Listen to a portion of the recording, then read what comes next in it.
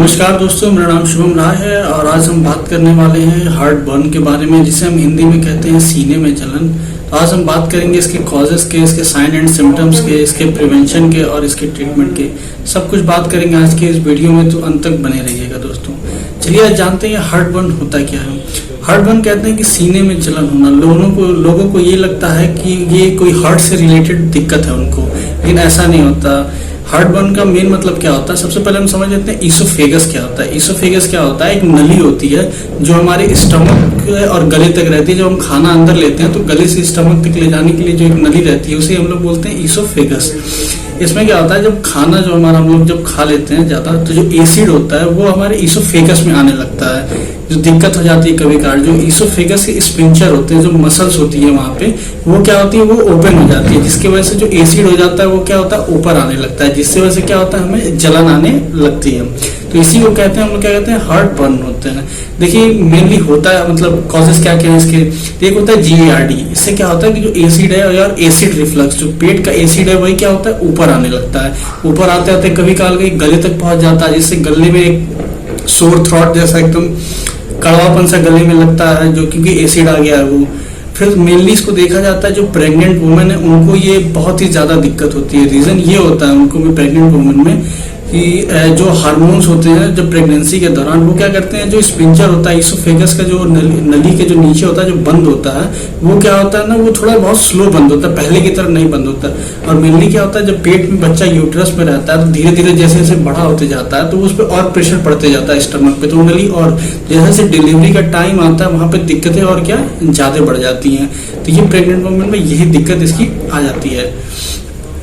तो दोस्तों इसमें क्या होता है, कभी काल का मतलब दिक्कतें ज्यादा कब हो जाती है, जब एसिड ज्यादा आने लगता है आपके ईसोफेगस पे, क्या इन्फ्लेमेशन आ जाती है, तो तब दिक्कत ज्यादा हो जाता है। या अगर कोई कैंसर हो जाता है तब दिक्कत। तो इस टाइम आपको डॉक्टर को दिखाना चाहिए। कई सारे टेस्ट होते हैं, जो मेनली टेस्ट कराया जाता है ऐसे टाइम पे, उसको बोलते हैं इंडोस्कोपी। उसमें हम लोग देख लेते हैं नली में, पेट में क्या दिक्कत होती है। अब बात करते हैं कि इसके प्रिवेंशन की, कि क्या क्या बचाव हो सकते हैं करने के लिए। तो पहला होता है कि हमें भरपेट खाना नहीं खाना चाहिए। इससे क्या होता है, अगर हम ज्यादा खाना खा लेते हैं तो फिर वो एसिड क्या होता है, बाहर आने लगता है। तो इसीलिए हमें खाना क्या करना चाहिए, थोड़ा कम ही खाना चाहिए, ज्यादा खाना इसमें नहीं खाना चाहिए। और मैक्सिमम क्या होता है, बहुत लोग होता है ज्यादातर खाना खा लिए भरपेट और तुरंत बेड पे चले जाते हैं, तो ऐसा नहीं करना चाहिए। आपको टहलना चाहिए। पेट में ज्यादा खाना रहेगा तो फिर दिक्कतें आने लगती हैं। और तीसरी चीज कि हमें स्लो ईटिंग करनी चाहिए। खाना एकदम जल्दी जल्दी नहीं खाना चाहिए, खाने को धीरे धीरे चबा चबा के फिर खाना चाहिए। और जो कपड़े होते हैं ना, वो फिर लूज पहनना चाहिए, क्योंकि टाइट कपड़े आप पहनेंगे तो स्टमक पे प्रेशर पड़ेगा, तो फिर जो एसिड होता है वो ऊपर जाने के चांसेस क्या हो जाते हैं, ज्यादा हो जाते हैं। फिर बात करते हैं, जब खाना खा लेना चाहिए तो हमेशा आपके लेफ्ट साइड की तरफ ही पहले सोना चाहिए। ये मेनली मतलब इसके प्रिवेंशन होते हैं। और क्या होता है कि इसका सोते समय क्या करना चाहिए, अपने जो सर के पास होते हैं वहां थोड़ा सा यहाँ पे ऊंचा रखना चाहिए। तो उससे क्या होगा, सर ऊंचा रहेगा तो पेट थोड़ा नीचे रहेगा, एसिड के आने के चांसेस क्या रहेंगे, कम रहेंगे। तो ये सारे बचाव होते हैं। मेनली क्या होता है कि लोगों में ठीक हो जाता है, लेकिन कभी कभी क्या होती है, कंडीशन बेकार हो जाती है कि आपको डॉक्टर को दिखाना पड़ जाता है। नहीं तो 5-10 मिनट ऐसे बाद समय सही हो जाता है। अब मेनली क्या बात करते हैं, ट्रीटमेंट की ये बात करते हैं कि क्या क्या इसमें हम लोग दवाइयां दे सकते हैं।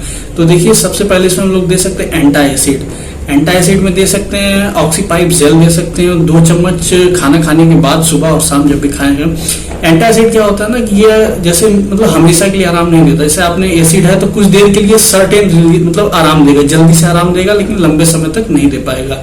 फिर दूसरा बात करते हैं कि हम लोग कैप्सूल ले सकते हैं एसराडी, ये रेमिप्राजोल और डोमिप्राडोल का कंपोजिशन है। इससे भी क्या होता है कि आपको तुरंत तो नहीं, लेकिन लंबे समय तक क्या आपको असर देगा। अगर कंडीशन ज्यादा खराब है तो उस समय हम लोग दे सकते हैं इंजेक्शन रेंटेक, IM के थ्रू दे सकते हैं रेंटेडिन, जिससे क्या ये कम हो जाएगा।